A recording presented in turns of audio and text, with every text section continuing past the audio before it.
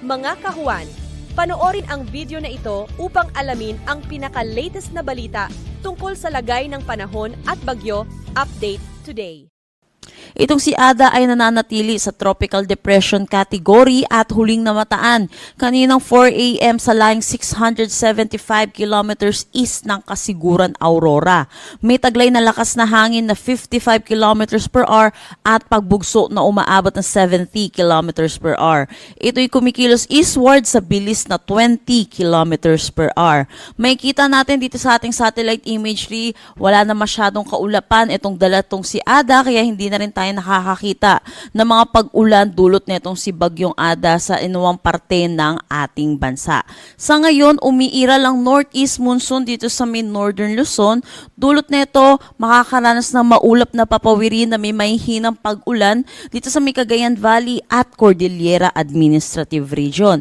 Para naman sa Ilocos Region at Central Luzon, makakaranas naman sila ng bahagya hanggang sa maulap na papawirin na may mga isolated light rains. At para sa Metro Manila at nalalabing bahagi ng ating bansa, posible tayong makaranas ng init at alinsangan, lalo na sa tanghali hanggang hapon na may mga tsansa po ng isolated rain showers at mga localized thunderstorm lalo na po sa hapon at sa gabi.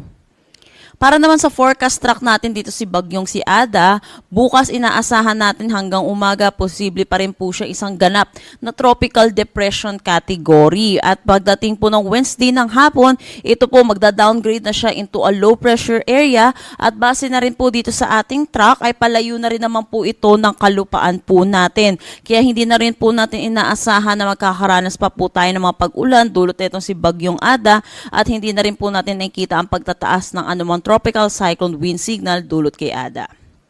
Sa ngayon, dahil sa bugso netong northeast monsoon, makakaranas ng strong to gale force na hangin dito ngayong araw sa Batanes, Babuyan Islands, northern at eastern mainland ng Cagayan, eastern Isabela, Ilocos Norte, Ilocos Sur, Abra, Aurora, Calabarzon, Oriental Mindoro, Occidental Mindoro, Romblon, Marinduque, Bicol Region, northern Samar, eastern Samar at Dinagat Islands. At dahil nga po yung sinabi ko kanina, may bugso po tayong northeast monsoon na inaasahan.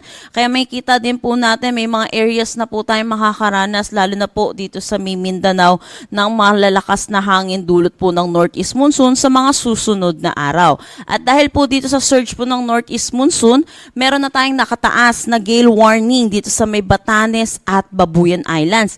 Pinapaalalahanan po natin mga kababayan po natin mangingisda at may mga sasakyan maliit pandagat, delikado po muna pumalaot dito. At inaasahan po natin madadagdagan pa po yung areas natin na under ng gale warning habang meron po tayong surge ng northeast monsoon.